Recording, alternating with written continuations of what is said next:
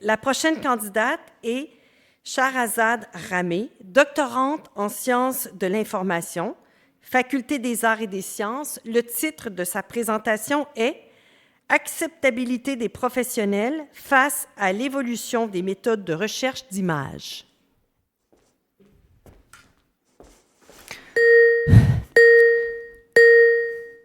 Bonjour tout le monde. Qui se souvient des caméras à film comme celle de Kodak? Jusqu'aux années 1990, les photos étaient peu nombreuses et faciles à gérer sans base de données sophistiquée. Avec les appareils photo numériques et les téléphones mobiles, la production de photos a explosé.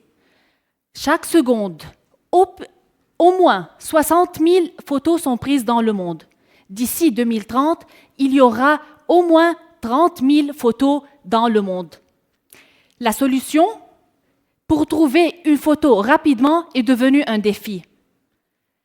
On a besoin de créer une base de données de très bonne qualité avec l'ajout des descriptions aux images.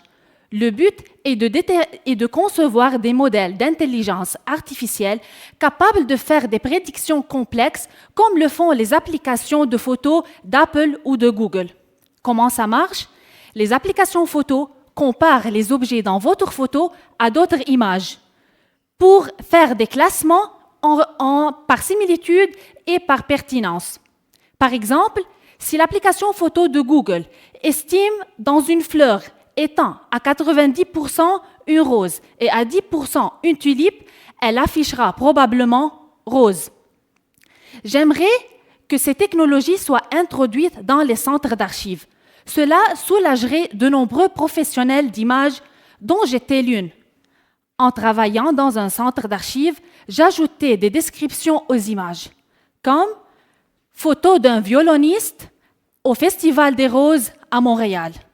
Nous avons créé une base de données de très bonne qualité. Mais le problème, le nombre d'images augmentait chaque jour, mais la taille de l'équipe diminuait. Quoi faire? Il est essentiel de bénéficier des méthodes d'intelligence artificielle.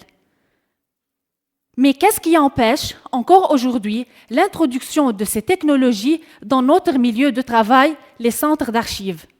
Dans ma thèse, j'étudie les facteurs qui influencent l'acceptabilité de ces technologies dans les centres d'archives.